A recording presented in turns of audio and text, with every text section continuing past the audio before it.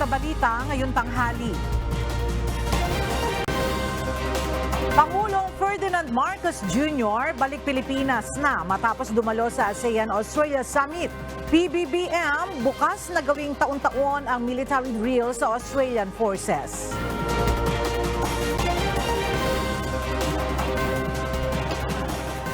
Department of Foreign Affairs iginiit na walang ipinangako sa China kaugnay sa pag-abandonan ng Pilipinas sa Ayungin Shoal at iba pang parte ng West Philippine Sea. Balita ukol sa umano'y pagpanaw ni dating First Lady Imelda Marcos. Fake news ayon sa Malacanang.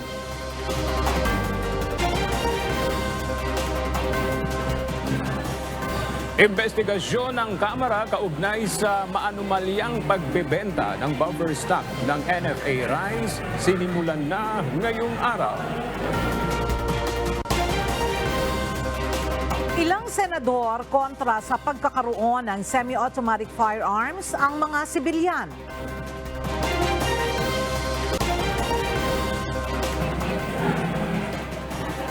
Paghuhukay ng tunnel boring machine sa North Avenue Station para sa itatayong Metro Manila Subway, sinimula na.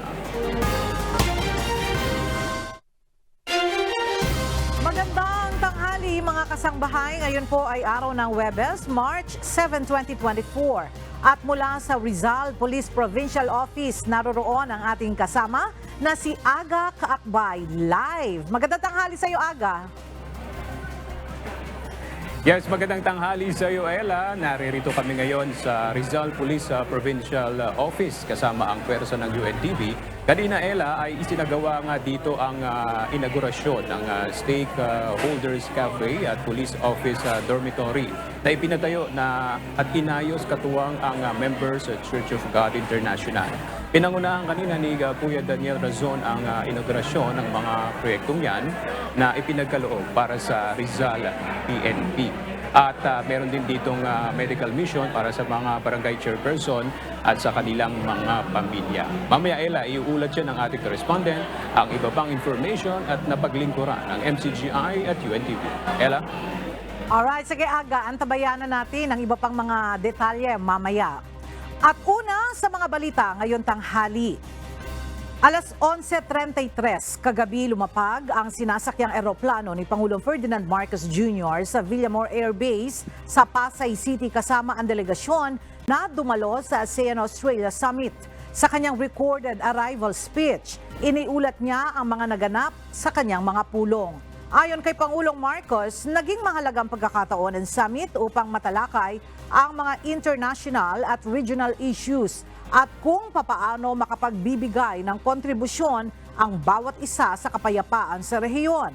Sa sidelines ng summit, ayon kay Pangulong Marcos, nakakuha ang Pilipinas ng $1.53 billion na pamumuhunan mula sa mga sektor ng renewable energy, clean technology, recycling solutions, housing, IT, BMP infrastructure, medical devices at digital health services. Ayon kay PBBM, malaki ang kumpiyansa ng foreign investors sa bansa. We received strong commitments from some Australian companies in support of our renewable energy and digitalization initiatives. Their strong interest is an indication that we are on the right track to position ourselves as a hub for smart and sustainably driven manufacturing and services. Para kay Pangulong Ferdinand Marcos Jr., malaking tulong ang Visiting Forces Agreement o BFA ng Pilipinas sa ibang mga bansa o military drills kasama ang foreign forces.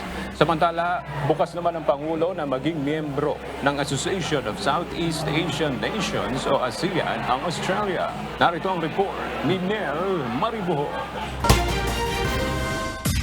Bukas si Pangulong Ferdinand Marcos Jr. na gawing madalas ang joint military exercises ng Pilipinas at Australia. Ayon kay Pangulong Marcos, maaari itong pag-usapan ng dalawang bansa. Sa kabila nito, ayon sa Pangulo, didepende pa rin sa sitwasyon o estado ng tensyon sa West Philippine Sea kung gagawing tauna ng military drills ng Filipino at Australian forces. As to having yearly exercises. So, well, that's probably something that we can discuss. But again, we will have to assess the situation at the time, and if we feel we need to continue these exercises, then I think we will be able to agree on that. Sa kasalukuyan, ang Estados Unidos at Australia ang may Visiting Forces Agreement o VFA sa Pilipinas. Para kay PBBM, malaking pakinabang ang joint exercises na ito, lalo na sa panig ng Pilipinas. We are conducting these exercises so that we are able to work together with our foreign partners. And when I say work together, it is not only for defense and security, it is also for disaster preparedness, disaster assistance that they might bring. Samantala, suportado ni Pangulong Marcos ang ideyang isama na bilang miyembro ng Association of Southeast Asian Nations o ASEAN ng Australia. Well, I cannot see why that would not be a good idea. Australia has already been a very active part of ASEAN. And for all intents and purposes, really, in all but name, they are already members of ASEAN. Yes, I think they would be very welcome to join ASEAN. Sa katatapos lamang na ASEAN-Australia Summit sa Melbourne, nagpahayag ng patuloy na suporta ang Australia sa ASEAN pagdating sa pagpapatibay ng maritime cooperation at pang-ekonomiya. Nel Maribohok, UNTV News and Rescue, Diyos ang aming sandigan, serbisyo publiko ang aming pinahalagahan. Labis na nakababahala para kay Pangulong Ferdinand Marcos Jr. ang pinakabagong harassment na ginawa ng Chinese Coast Guard sa barko ng Pilipinas sa West Philippine Sea. Sa isang video message, sinabi ng Pangulo na patuloy na ipoprotesta ng Pilipinas ang ginagawang pangbubuli ng China sa loob ng ating teritoryo. Ayon pa sa Pangulo, masyado ng seryoso ang ginagawang karahasan ng China kaya't hindi ito dapat na ipagwalang bahala. I do not think that it is the time or the reason to invoke the Mutual Defense Treaty. However, we continue to view with great alarm this continuing dangerous maneuvers and dangerous actions that are being done against our seamen, our Coast Guard, and in this time they damaged the cargo ship and caused some injury to some of our seamen, and I think that we cannot view this in any way but in the most serious way. Once again, we will make our objections known and hope that we can continue to communicate to find a way so that such actions are no longer seen in the West Philippine Sea. Mariing ginundina ni Pangulong Ferdinand Marcos Jr. ang ginawang pagpasok ng Chinese research vessel kamakailan sa loob ng Benham Rice. Ayon sa Pangulo, malinaw na panghimasok ito sa maritime territory ng Pilipinas at lalo lamang anyang nagpapalala ng tensyon sa West Philippine Sea. Para kay PBBM, kaduda-duda ang sinasabing pakay ng Chinese research vessel sa loob ng Benham Rice. Once again, this is a clear intrusion into a Philippine maritime territory, and it is matter as usual of great concern, and I see it as absolutely unnecessary, because if it is truly a research vessel, then we could have come to a very simple agreement that the research vessel will ply the waters and do the research that they need to do. However, there is a suspicion that they are not only research vessels. So again, this is a bit of an escalation of the tension that is present in the West Philippine Sea. Mariing itinanggi ng Department of Foreign Affairs ang claim ng China ukol sa umano'y pangako ng Pilipinas na aabandonahin na ang Ayungin Shoal at iba pang bahagi ng West Philippine Sea. Paglilinaw ng DFA, walang anumang kasunduan ang Pilipinas at China na pag-abandona sa teritoryong pagmamay-ari ng ating bansa. Noong Martes, ipinagtanggol ng Chinese Embassy ang ginawang pambobomba ng water cannon ng Chinese Coast Guard sa isa sa mga barko ng Pilipinas na kasama sa resupply mission kung saan 4 na miyembro ng Philippine Navy ang nasugatan. Muling iginiit ng mga ito na sakop nila ang Spratlys at inakusahan ang Pilipinas na sumisira umano sa commitment sa China. Mariin itong kinontra ng DFA at iginiit na patuloy ang ginagawang efforts ng pamahalaan ng Pilipinas para maresolba ang tensyon sa diplomatikong pamamaraan. Muli ring nilinaw ng DFA na walang kahit anong temporary special arrangement sa pagitan ng China at Pilipinas kaugnay sa Ayungin Shoal. Kinundina ng National Task Force for the West Philippine Sea ang patuloy na disinformation na ginagawa ng China kaugnay ng harassment sa mga barko ng Pilipinas sa West Philippine Sea. Pinagbibintangan pa ngayon ng tagapagsalita ng Chinese Coast Guard ang barko ng Pilipinas na sadya umanong binangga ang kanilang barko. Samantala, ipinaubaya naman ng National Task Force West Philippine Sea o NTF-WPS sa mas nakatataas na mga opisyal ang desisyon kung kailangan ng i-invoke ang Mutual Defense Treaty sa Estados Unidos matapos ang insidente. Narito ang report ni Ryan Lacanlale. Tinawag na fake news ng National Task Force West Philippine Sea ang pahayag ng tagapagsalita ng Chinese Coast Guard na ang kanilang ginawang aksyon laban sa mga resupply boat ng Pilipinas nitong Martes ay legal, makatarungan at profesional. Gayun din ang paratang nito na ang barko ng PCG ang siyang sumadyang bumangga sa Chinese Coast Guard vessel kaya nagkaroon ng banggaan. Ayon kay National Task Force West Philippine Sea spokesperson Assistant Director General Jonathan Malaya, matagal nang gawain ng China ang magpakalat ng maling impormasyon at fake news. This is standard Chinese disinformation and fake news. As we can see from footage of the incidents yesterday, coming from third-party and independent members of the domestic and international media, including footages which will be shared to you today by the Philippine Navy and the Philippine Coast Guard.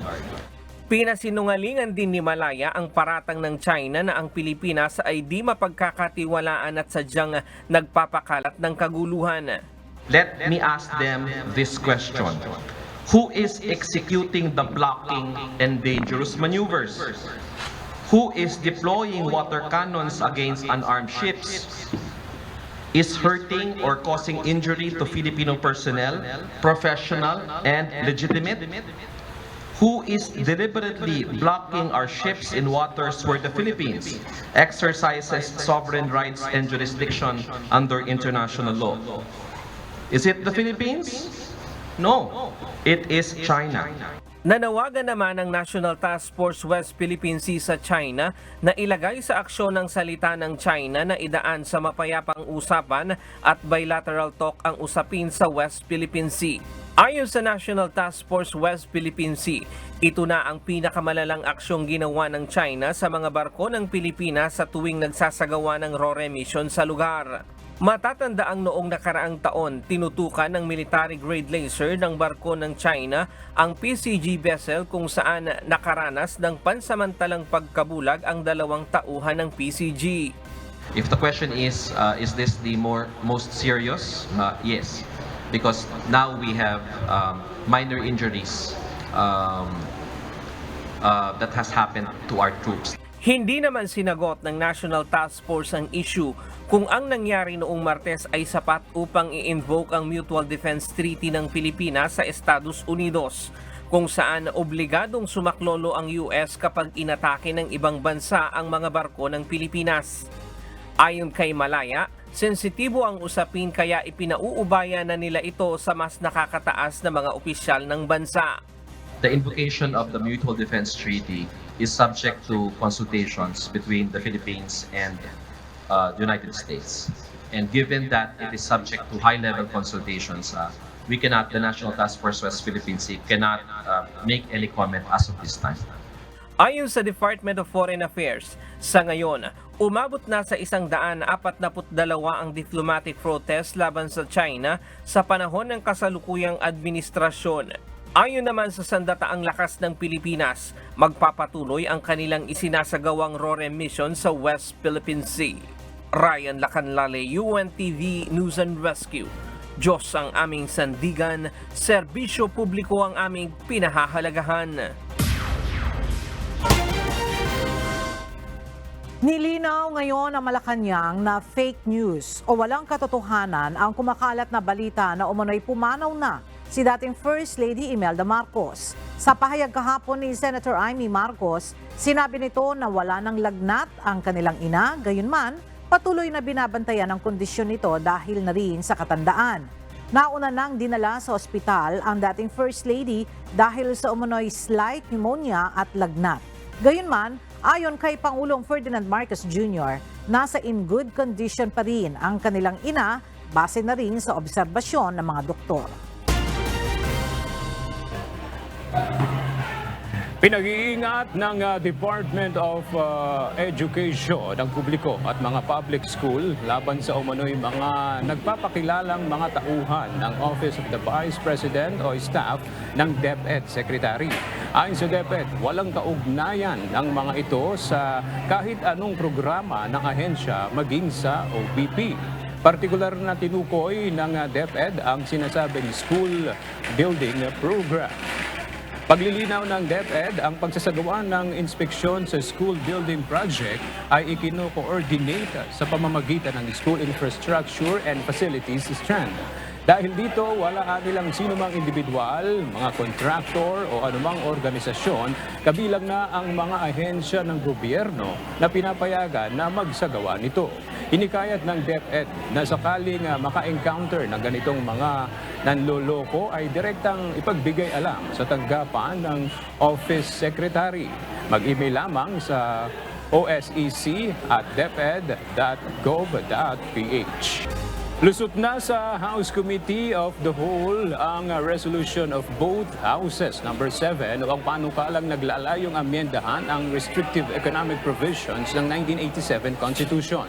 Ito ay kahit tinutulan ang panukala ng mga mambabatas na kabilang sa minorya. Ang detalye sa ulat ni Rosalicos. Pagkatapos ng 6 na araw na deliberasyon, inaprubahan na ng House Committee of the Whole ang resolution of both houses number 7 o RBH 7. Ito ang House version ng panukalang layong amyendahan ang restrictive economic provisions ng saligang batas sa 1987 Constitution, partikular na sa public utilities, education at advertising industry. I move, Mr. Chairman, that we adopt committee report on House Bill resolution of both houses number 7. So moved. There is a motion to adopt the committee report of the Committee of the Whole House on resolution of both houses number 7. All those in favor of the motion, please say aye. Aye. All those against, please say nay. The ayes have it.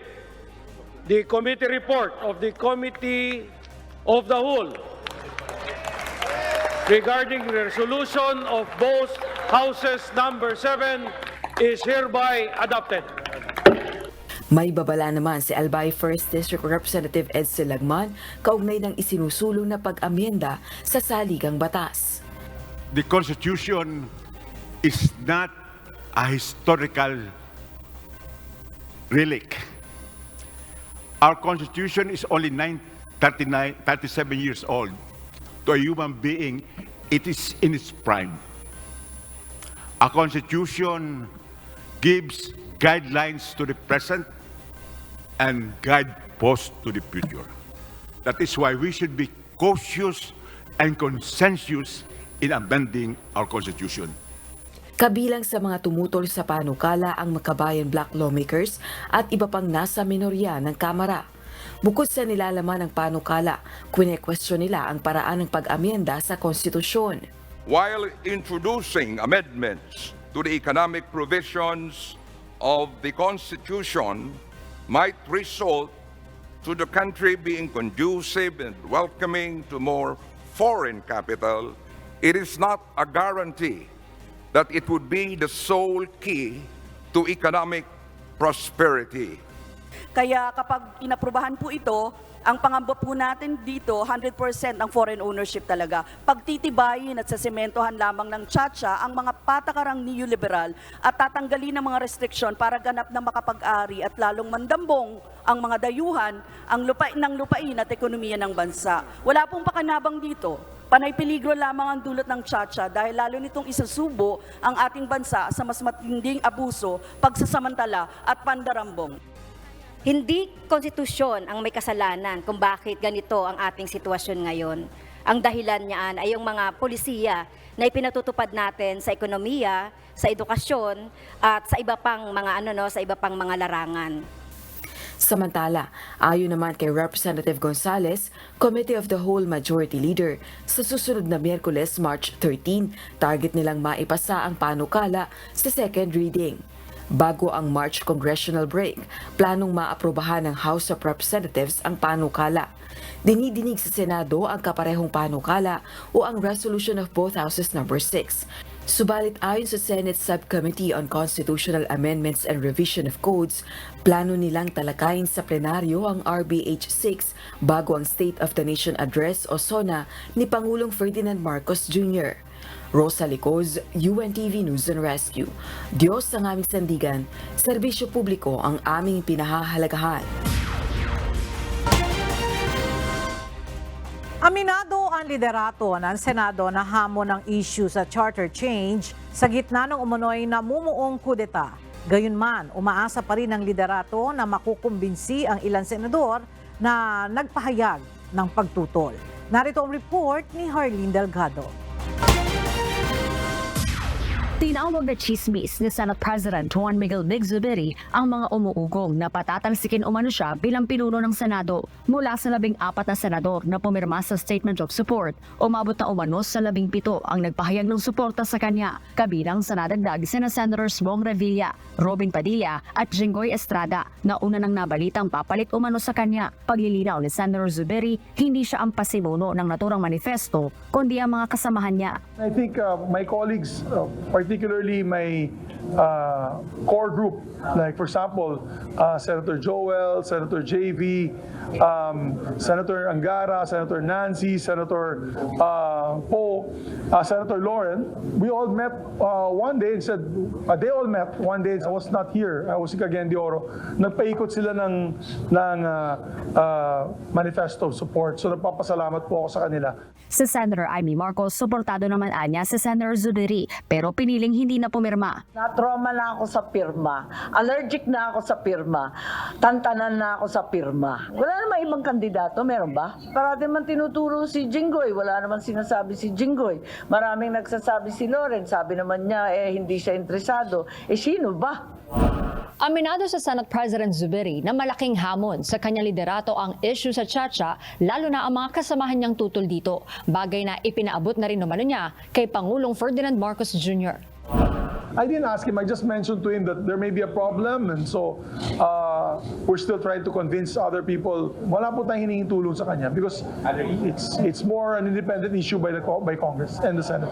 It's a big challenge. Kasi I think yung away ng mga kaibigan natin sa House, dito sa mga kaibigan natin sa Senado, isang factor din po yan. Kasi nagkakaroon nga ng trust issues. Gayunman, kumpiyansa pa rin si Senator Zubiri na mayorya ng mga senador ang sang-ayon sa Resolution of Both Houses No. 6 na bersyon ng Senado ng Economic Chacha. Ito'y kahit pa nagpahayag na ang minority senators na kakayaning maabot ang kinakailangang 7 boto para ibasura ang Chacha.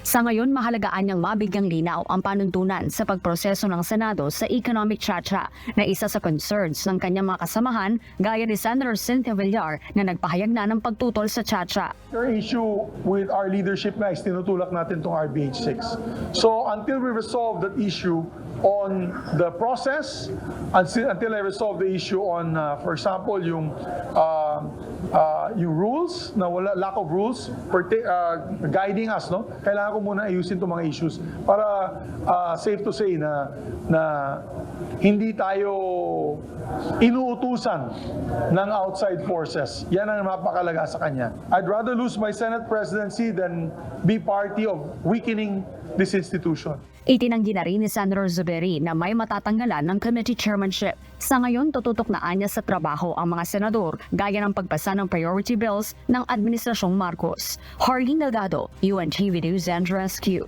Diyos ang aming sandigan, serbisyo publiko ang aming pinahahalagahan.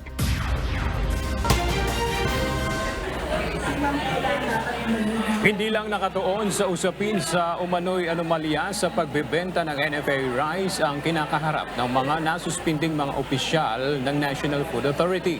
Ayon kay Pangulong Marcos Jr., bagamat isang safe measures ang pagpapataw ng suspensyon sa mga opisyal, sa kabila nito ayon kay PBBM, dapat ring suriin kung bakit may mga ipinatutupad sa NFA na hindi dumadaan sa pag-aproba ng NFA Board, Department of Agriculture at ilang miyembro ng gabinete. The situation actually just not only involve the anomalous sale of NFA rice. It also is an examination of some of the procedures within the NFA that were undertaken without board approval, without the proper discussion within the NFA and with the DA and with the rest of the cabinet. Itinalaga ni Agriculture Secretary Francisco Laurel Jr. si dating Assistant Administrator for Finance and Administration Piolito Santos bilang Officer in Charge ng National Food Authority o NFA. Kasunod ito ng order ng Office of the Ombudsman kung saan pinatawan ng preventive suspension ang 139 na mga opisyal at empleyado ng NFA kaugnay sa umunay maanomalyang pagbebenta ng buffer stock na NFA rice.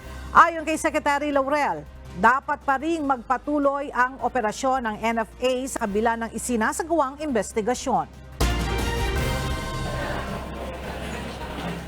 Sinimula na ng mababang kapulungan ng Kongreso ang pagdinig kaugnay sa kontrobersya ng umano'y maanumalyang pagbebenta ng buffer stock ng NFA rice. Kabilang sa mga humarap sa pagdinig ngayong araw ang ilang mga kawani ng National Food Authority. Ang detalye ihahatid ni Jed Neresina live. Jed, ano na yung mga natalakay sa pagdinig? Yes, ngayong araw, tinatalakay na ng House Committee on Agriculture and Food na pinamumunuan ni Representative Mark Enverga ang kontrobersya ng umano'y maanumalyang pagbebenta ng buffer stock ng NFA rice. Nung nakaraan nga, ilang opisyal at empleyado na sangkot ay inilagay na sa preventive suspension ng 6 na buwan. Ngayon, sinimula na ng House ang sarili nilang investigasyon sa umano'y mababang presyo ng NFA sa pagbebenta ng buffer stocks ng gobyerno sa mga particular na trader. Inaalam na din ng House Committee bakit tumagal sa NFA ang bigas kung may mga government agencies gaya ng DSWD, Bucor at iba pa na nagre-request o naghahanap sa kanila ng supply ng bigas. Sinasabing mayroong violation ang administrator ng NFA dahil naghahanap nga ang gobyerno natin ng mababang presyo ng bigas at madidiskubre na ibinenta pala sa private sectors ang mga bigas. Ngayon aga kasalukuyan pa rin ang ginagawang pagtatanong ng House Committee on Agriculture and Food sa mga personalidad na sangkot sa isyong ito. Ayan muna ang update. Balik sa iyo, Aga. Maraming salamat, Jed Neresina. Inihain ngayon ng Makabayan Block lawmakers ang House Resolution number 1627 na humihikayat sa Committee on Agriculture and Food ng Kamara na imbestigahan ang matinding epekto ng El Nino sa mga magsasaka. Ayon sa mga mambabatas, hindi sapat ang ipinagkakaloob na ayuda ng pamahalaan upang tulungan ang mga magsasaka na apektado ng weather phenomenon. Mula sa House of Representatives, ang detalye ihahatid ni Rosalie Coz. Rosalie, ano-ano bang probinsya ang pinaka-apektado ngayon ng El Nino? Mga probinsya ng Iloilo at Oriental Mindoro ang mga pinakaapektado ngayon ng tagtuyot ayon sa Department of Agriculture o DA. At sa buong bansa, mahigit 7,000 magsasaka na ang apektado ng El Nino. Bunsod nito, nais paimbestigahan ng Kamara ang epekto ng matinding tagtuyot sa mga magsasaka at sa produktong pang-agrikultura. Inihain na Gabriela Women's Party List Representative Arlene Brosas, ACT Teachers Party List Representative Franz Castro at Kabataan Party List Representative Raul Manuel ang House Resolution Number 1627. Ayon sa mga kongresista, hindi sapat ang mga ayudang ipinagkakaloob ng pamahalaan upang pabutihin ang sitwasyon ng mga magsasaka. Dagdag pa ng mga ito, dapat magbigay ng 50% production subsidy batay sa production cost ng mga magsasaka ang gobyerno. Balik sa iyo, Ella. Maraming salamat, Rosalie Coz. Mahigpit na binabantayan ngayon ng Police Regional Office 11 ang posibleng pag-alis ni Apollo Kibuloy sa Davao City bagaman walang kumpirmasyon kung nasa lungsod pa nga ito. Ayon sa pulisya, handa silang arestuhin ang religious leader sakaling may lumabas ng warrant of arrest mula sa Senado. Narito ang report ni Lane Moreno. Wala pang natatanggap na arrest order mula sa Senado ang Police Regional Office 11 laban sa religious leader na si Apollo Kibuloy. Kaugnay ito ng hindi pa rin pagdalo ng televangelist sa mga pagdinig ng Senado kaugnay sa mga isyu na umano'y pang-aabuso nito sa mga dating miyembro ng kanilang religious group. Gayunman, tiniyak ng pulisya na handa silang arestuhin si Kibuloy sakaling mayroon ang lumabas na arrest warrant. Impose yun nato na kay ang kapulisan as a law enforcers wala ta nagapili o kinsa nga tao unsa man na iyang status sa society o unsa iyang personalidad. As soon as ma-receive na mo ang directive, meron dahil agad tayong deployment. I-enforce na namo na pangitaon dahil namo kung asa to i-arrest. Pero habang wala pang arrest order, patuloy ang ginagawang monitoring ng pulisya sa kinaroroonan ni Kibuloy. Managawas. Pero wala man po'y confirmation nga naroon po siya sa Davao City.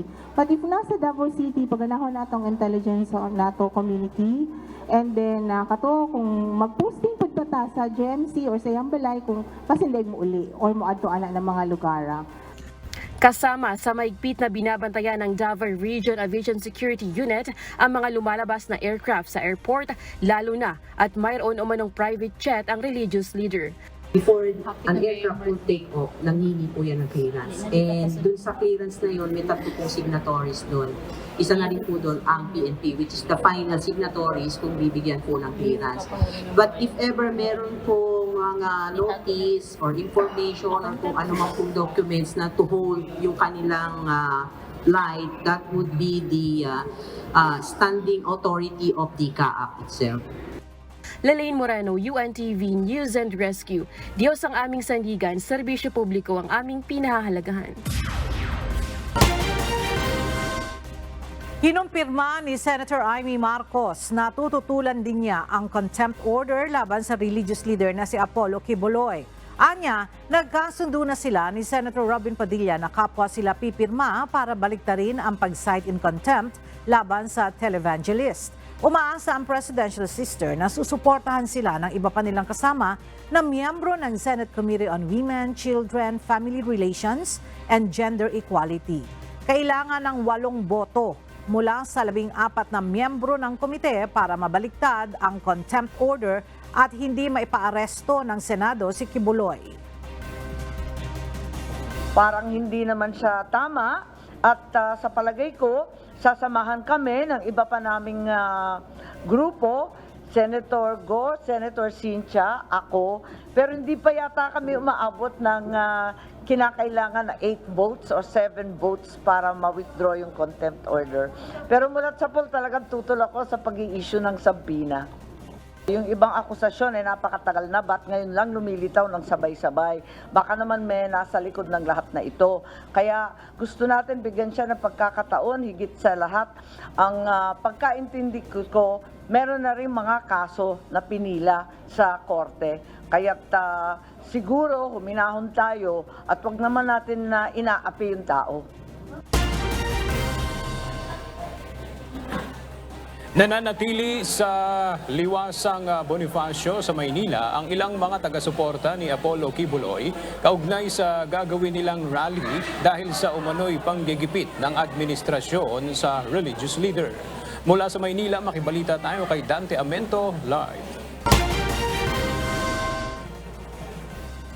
Dante, ilang araw ba ang rally ng mga supporters ni Kibuloy sa Liwasang Bonifacio? Aga sa nakuha nating impormasyon, ito ay 7 araw at nag-umpisa na ito kahapon dito sa Liwasang Bonifacio at tatagal ito ng March 12, 2024. Aga ang ilan nga sa mga supporter at miyembro ng samahan ni Apollo Kibuloy ay dito na nagpalipas ng gabi sa Liwasang Bonifacio. May sound system sila ditong naka-install, mayroon ding mga LED wall para sa kanilang programa. May mga pulis naman aga na nakabantay dito para magmantine ng kaayusan at seguridad ng mga nandirito.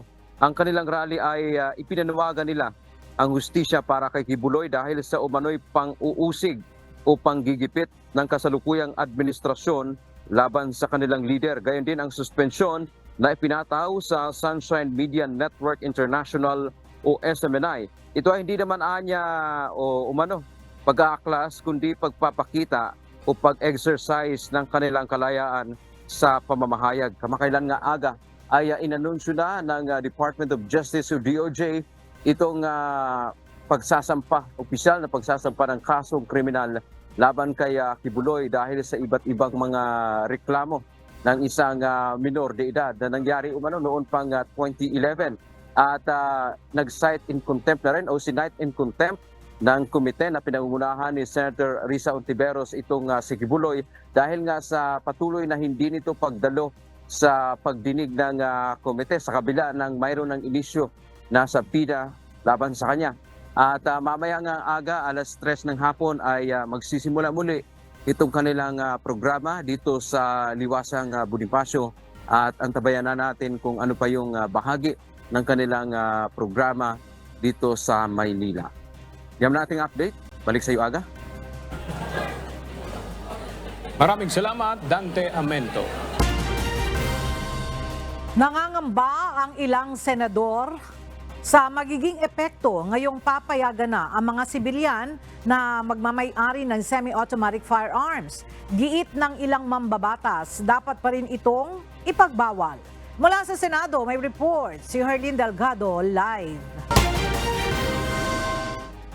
Herlin, ano ang pangamba ng mga senador at ano ang plano nila rito? Nababahala nga ang ilang senador sa inamyendahang Implementing Rules and Regulations o IRR ng Republic Act 10591 o ang Comprehensive Firearms and Ammunition Regulation Act. Dito, pinapayagan na ang mga sibilyan na magmay-ari ng semi-automatic rifles gaya ng M14. Para kay Senator Francis Tolentino, dapat itong pag-aralan muli. Nakakatakot niya ito dahil sa dami na ng road rage incident sa bansa at baka magaya rin umano ang Pilipinas sa talamak na pamamaril sa Amerika. Kailangan anyang piliin ng maigi ang mga sibilyang papayagang magkaroon ng mataas na dekalibre ng baril. Papayag ba kayo yung kapitbahay mo may submachine gun? Ang pakiusap ko po siguro, kahit i-allow ito, maghinay-hinay muna. Una, piliin yung karapat-dapat na makaposes. Siguro yung mga sports enthusiast. Mahirap siguro na makita natin na may mga mahabang armas. Baka kung saan mapunta ito. So, my suggestion is slow it down. Have a deeper study as to the peace and order ramifications. Si Senator Amy Marcos naghain na ng resolusyon para maimbestigahan ang issue sa Senado. Para sa Senadora, dapat amyendahan na mismo ang batas at tuluyan ng ipagbawal ang semi-automatic rifle. Pero si Senate President Juan Miguel Zubiri, walang nakikitang mali basta't masisiguro na responsableng gun owner ang mga papayagang makahawak ng mga naturang baril. Dapat din anya matiyak na mahigpit ng pagbibigay ng lisensya para hindi ito mapunta sa mga rebelde. I'll be a hypocrite kung sasabihin ko ayoko dahil meron din po ako long arm. So, I think malayo pa tayo sa Amerika. Iba yung sa Amerika, yung mass shooting incidences nila doon. It's more psychological in nature. Dito sa atin, ang only concern ko siguro kung maibili at magamit ng mga rebelde, di ba? I think that the most important part there is the selection of those who will be capable of owning these firearms. Huwag po i-shortcut yung Eurotest, huwag po i-shortcut yung drug test. Ella, sa ngayon naantabayan na natin kung kailan isa-set ng komite ito magiging pagdinig sa issue na ito. At yun muna ang update. Balik sa'yo, Ella. Maraming salamat, Harleen Delgado. Tiniyak ng Philippine National Police na hindi maaabuso ang pagmamayari ng mga sibilyan ng high-powered firearms. Ayon kay PNP Civil Security Group Director Police Major General Benjamin Silot Jr., mahigpit ang ginagawang pagsasala ng Firearms and Explosive Office sa mga maaaprubahan para magmay-ari ng baril kaya hindi aniya makalulusot ang mga hindi naman kwalipikado. Mula sa Kamkrame, alamin natin ang detalye kay Lea Ilagan live. Lea, ano yung assurance na ibinigay ng PNP na hindi talaga maaabuso itong polisiya kung saan papayagan nga yung mga sibilyan na magmay-ari ng high-powered firearms? Magandang tanghali sa iyo, Aga. Pinawi nga ng Philippine National Police ang pangamba ng ilan. Kaugnay nga sa pagpayag na magmay-ari ng high-powered firearms ang mga sibilyan. Ayon kay PNP Civil Security Group Director, Police Major General Benjamin Silo Jr., tanging mga kwalipikado lamang na sibilyan at dumaan sa masusing pagsusuri ang pinapayagan sa bansa na magmay-ari ng baril. Mayroon aniya mga requirements gaya ng Euro exam, drug test, NBI clearance, police clearance para sigurong walang kaso ang bibigyan ng LTAP o yung License to Own and Possess Firearms upang makabili ng baril. Kung babagsak aniya sa isa sa mga natural requirements ay hindi sila makakabili o makakapagmay-ari man ng anumang klase ng armas. Dagdag ni Silo, hindi sila mangingiming tanggalan din ng LTAP at firearms registration ang sinumang magtatangkang umabuso gamit ang baril. Matatandaan agang nakasumite na sa UP Law Center para sa publication ang inamyendahang Implementing Rules and Regulation ng Republic Act 10591 o Comprehensive Firearms and Ammunition Law para sa pagpayag sa mga sibilyan na magmay-ari ng high-powered o semi-automatic firearms mula kalibre 7.62 mm pababa. Aga? Maraming salamat, Lea Ilagan. Sinimulan na ngayong araw ang paghuhukay ng tunnel boring machine sa North Avenue Station ng Metro Manila Subway Project. Ayon sa DOTR, sa ngayon nasa 11% na ang construction rate ng subway project at kumpiyansa pa rin ng ahensya na magiging operational ito pagsapit ng taong 2029. Mula sa Quezon City, alamin natin ang balita kay JP Nunez live. JP, paano ba mapabibilis nitong tunnel boring machine ang completion ng Metro Manila Subway Project? Ella, sa ngayon, ang sabi ng Department of Transportation, sa loob ng 12 buwan, inaasahang magpapang-abot na yung tunnel boring machine mula sa Valenzuela Depot at itong TBM na sinimulang paandarin ngayong araw sa North Avenue Station. Sinimulan na nga ngayong araw itong paghuhukay ng tunnel boring machine sa North Avenue Station ng Metro Manila Subway Project. Pinangunahan ito ni Department of Transportation Secretary Jaime Bautista at ng mga Japanese engineer na kontraktor ng proyekto. Ang tunnel boring machine ay pinaandar ngayong araw ay bahagi ng Contract Package 101 na binubuo ng 4 na mga istasyon ng subway kasama ang depot sa Valenzuela. Sa ngayon, nasa 11% na umano ang progress sa construction ng kabuuan ng subway project. Sa press conference kanina, sinabi ng DOTR na nananatili pa ring hamon sa ngayon ang issue sa right-of-way. Mayroon umanong mga private property ang patuloy pang kinakausap ng DOTR. Ito yung mga madadaanan ng paghuhukay ng subway sa ilalim ng lupa na kinatitirikan ng kanilang mga establishmento. meron ding property ng Department of Education na idineklarang cultural heritage o cultural heritage site, kaya ililihis ng DOTR ang istasyon na itatayo dito. Pero ayon sa DOTR, kumpiyansa sila na maisasaayos ang issue sa right of way at matatapos ang proyekto at magiging operational ang kauna-unahang subway sa bansa sa taong 2029. Samantala, tiniyak naman ng representative ng Japan International Cooperation Agency o JICA na mapipirmahan ang third tranche ng budget para sa Metro Manila Subway Project ngayong buwan. Yan muna ang ating latest live. Balik sa iyo, Ella.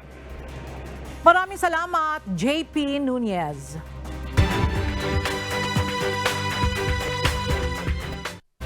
Tuloy ang isinasagawang investigasyon ng Police Regional Office 4A sa 3 pulis sa Calabarzon Region matapos na masangkot umano ang mga ito sa nangyaring robbery incident sa Kawit, Cavite noong nakaraang buwan.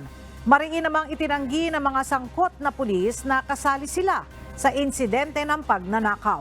Narito ang report ni Benedict Samson. Mariing kinukundina ng Police Regional Office 4A ang pagkakasangkot ng 3 pulis sa rehiyon sa nangyaring robbery incident sa 2 residential houses sa isang executive subdivision sa Barangay Magdalopotol, Kawit, Cavite, bandang alas 5 ng hapon noong February 13, 2024. We condemn such actions in the strongest terms and assure the public that these officers, if found guilty, will meet the full arm of the law. Ayon sa investigasyon ng Philippine National Police, pwersahang pinasok ng mga sospek na nakasuot na jacket na long sleeve, cap at face mask ang 2 bahay kung saan tinutukan ng baril at iginapos ang mga biktima. Well, ito ay magkakaibigan, no? Allegedly, meron silang isang parang they belong to one organization. Kaya ito yung parang dahilan kung bakit nagsama-sama itong 3 ito. Matapos ang isinagawang follow-up operations ng Kawit, Cavite Police, natunton ng mga otoridad ang van na ginamit ng mga sospek kung saan napag-alaman na inerkila umano ito ng isang pulis na kilalang si Police Senior Master Sergeant John Meliona na naka-assign sa Cavite Provincial Intelligence and Detective Management Unit. Dito na rin natukoy ang 2 pang pulis na kasama nito na sila Police Senior Master Sergeant Reynaldo Kilit Jr. na naka-assign sa Cavite Provincial Intelligence Unit at Police Corporal Leonard Pareha na naka-assign naman sa Laguna Provincial Drug Enforcement Unit, kasama ang 2 identified na sibilyan at 4 na hindi patukoy ang pagkakakilanlan.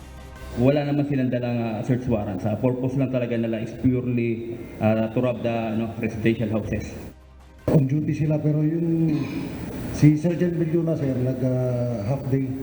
Actually sir hindi nagpaalam. Yung pagkawala niya sa duty sir na involved. Sa ngayon ay nirelieve na sa pwesto ang 3 pulis at nasa kustodiya na ng Personnel Holding and Accounting Unit habang patuloy na isinasagawa ang investigasyon. Ngunit patuloy pa rin nila ang pagtanggi ng mga ito na kasama sila sa nangyaring robbery incident.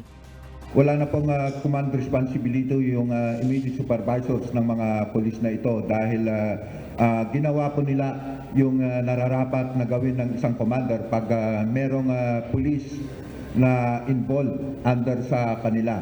Nakita niyo naman inimbestigahan ni Hepe, no, and nakipagtulungan yung commanders nito, yung mga commanders nitong 3 pulis na ito. Lahat ng information binigay nila dun sa investigating team na galing dito sa Kawit Municipal Police Station. Nitong Martes, March 5, naisampa na ang kasong robbery in ban sa mga sospek at sakaling mapatunayan ay posible ring maalis sa serbisyo ang mga ito. Mariin namang itinatanggi ng mga sospek na sangkot sila sa mga insidente ng nakawan. Benedict Samson, UNTV News and Rescue. Diyos ang aming sandigan, serbisyo publiko ang aming pinahahalagahan. Niyanig ng 2 magkasunod na lindol ang Banganga, Davao Oriental kaninang umaga. Base sa report ng Philippine Institute of Volcanology and Seismology of PHIVOLCS, naitala ang unang lindol 4:19 a.m. kanina na may magnitude 5.0, habang nasa magnitude 4.8 naman ang naramdaman bandang alas 5:39 ng umaga kanina. Naramdaman rin ang mahihinang pagyanig sa iba pang kalapit na mga lugar. Bagaman posible ang pagkakaroon ng aftershocks, ayon sa PHIVOLCS, wala namang inaasahang pinsala na idinulot ang 2 lindol.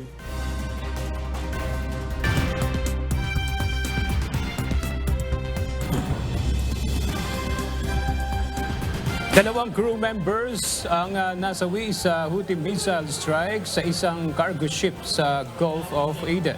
Kauna-unahang pagkasawi ito sa pag-atake ng grupo sa merchant vessels. Ayon sa Houthis, hindi pinansin ng crew ng barko ang babala ng Houthi Naval Forces. Giit ng mga ito, ang kanilang pag-atake ay bilang suporta sa Palestinians na naiipit sa gera sa pagitan ng Israel at Hamas sa Gaza.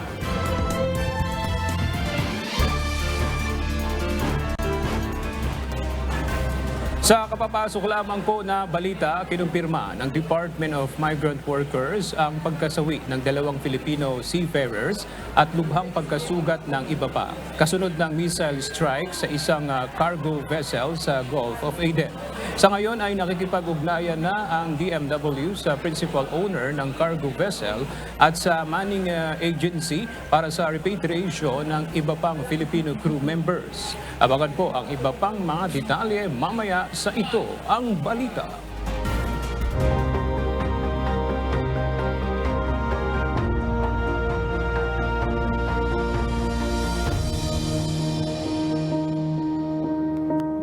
Punong-puno ng public services ang handog ng Members Church of God International sa pakikipagtulungan ng Rizal Provincial Police Office. Bukod sa medical mission ay pinasinayaan din ang mga bagong infrastructure na magagamit ng Tanay PNP. Alamin natin ang iba pang detalye sa ulat ni Jenica Cruz live mula sa Rizal Provincial Police Office.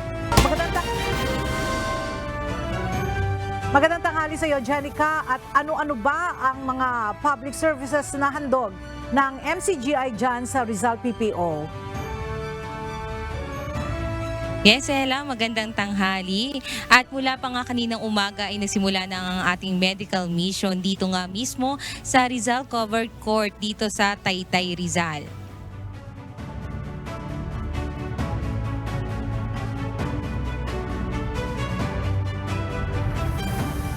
Taon nang magsagawa ng Memorandum of Understanding ang Members Church of God International sa pangunguna ng overall servant na si Kuya Daniel Razon at ng Rizal Provincial Police Office sa pangunguna naman ni Police Colonel Felipe Maragun. Sa nasabing pagpupulong, napagkasunduan ang pagtutulungan ng MCGI at Rizal PNP para sa mas ibayong paglilingkod sa ating mga kababayan sa probinsya ng Rizal. Noong araw din yon ay nagsagawa ng medical mission para sa mga pulis ng Rizal at maging sa kanilang mga kamag-anak. At matapos ang ilang buwan, muling nagbalik ang MCGI sa Rizal Provincial Police Office sa pangunguna ni Kuya Daniel Razon para sa pasinayanan naman ang dalawang infrastruktura na ipinagawa at ipinaayos ng MCGI para sa mga pulis ng Rizal Province. Isa dito ay ang Stakeholders Cafe. Mayroon itong air-conditioned na pwesto na mayroong lugar kung saan maupo at magkape. Mayroon ding sariling CR. Dito maaaring magkape at kumain ang mga pulis habang nasa provincial office. Dati wala silang maayos na lugar kung saan pwede kumain. Magsisilbi rin itong tanggapan para sa kanilang mga kamag-anak na dadalaw para may maayos na pagsasaludaran. Sa labas nitong cafe, mayroong magandang ambience dahil mga table at chairs at may mga magagandang halaman. Ayon kay Police Colonel Maragun, malaking tulong ito sa pagpapataas ng moral ng mga pulis na kanyang nasasakupan.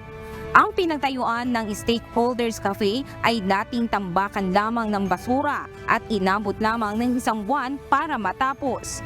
Bukod sa Stakeholders Cafe, ipinaayos rin ng NCGI ang Rizal PPO Officers Dormitory. Nilagyan ito ng maayos na mga mahihigaan, maayos na CR at air condition.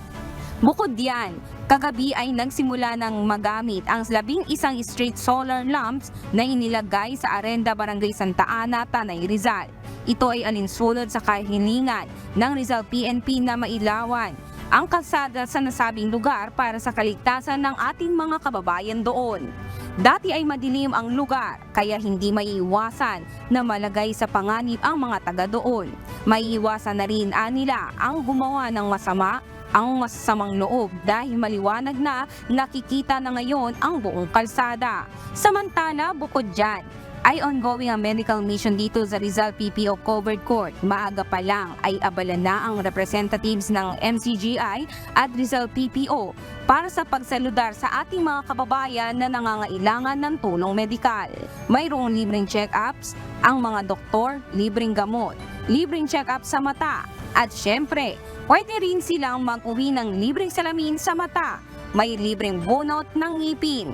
Hindi naman sila magugutom dahil mayroong libreng pagkain. Bukod dyan, meron pang libreng grocery items na ipinagkaloob mula sa free store. At ilan din sa mga kapos nating kababayan ang nabigyan ng libreng wheelchair, nebulizer at walker. Batay na rin sa kahilingan ng Rizal PPO. Yes, Ella, kanina nga lang as of 12 p.m. ay umabot na nga ang mga kababayan natin na napaglingkuran sa optical na may 48, dental ay 12 o 22, general medicine natin ay 21, wheelchair ay 10, ang walking cane naman natin ay 10, nebulizer naman natin ay 10. At mapapansin nyo nga dito nga sa mismong likuran ko, Ella, nandito tayo ngayon live sa ating stakeholder Cafe dito sa Rizal Provincial Office, kung saan ay talaga makikita natin dito sa aking kapaligiran na dati ang itsura nga ng kumbaga tinatawag nilang tambakan ng basura ay ganito na ngayon ang itsura. Ayan, kaya dito nga sa mismong tabi ko ay mapapansin dito mismo ang pinaka-painting din na at dating itsura ng ating Rizal Cafe stakeholders, at medyo ipapansin lang namin sa ating kape. Yan, kape stakeholders natin.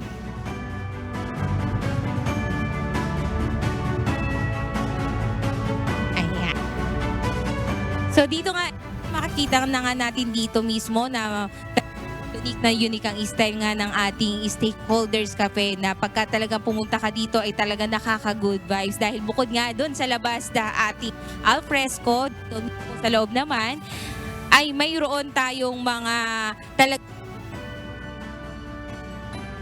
naman dito na accommodate na mga bisita ng ating mga PNP. At ngayon din, Ella, dito sa mismong labas ay makikita na rin din natin ang mismong mga painting na tunay nga na isang bahagi nga rin ito ng partnership ng MCGI, ng UNTV at ng PNP. Yan. Kanina nga lang, Ella, sa isa sa mga pinaka-highlight na sinabi nga ni Kuya Daniel na ang kanyang mensahe, isa sa mga pinakapunto ng mensahe ni Kuya ay gumawa ka ng mabuti at humanap ka ng kapayapaan. At yan muna ang update. Balik sa iyo, Ella. Alright. Maraming salamat, Jenica Cruz.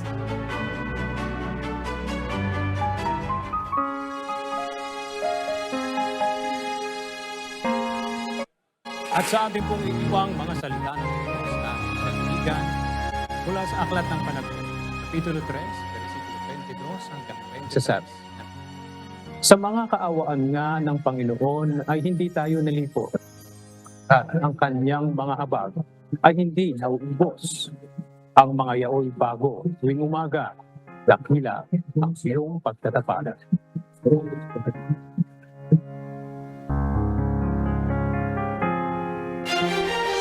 At yan ang mga balitang aming tinutukan at inaksyonan dahil sa aming pagbabalita, una ang pagkalinga sa kapwa.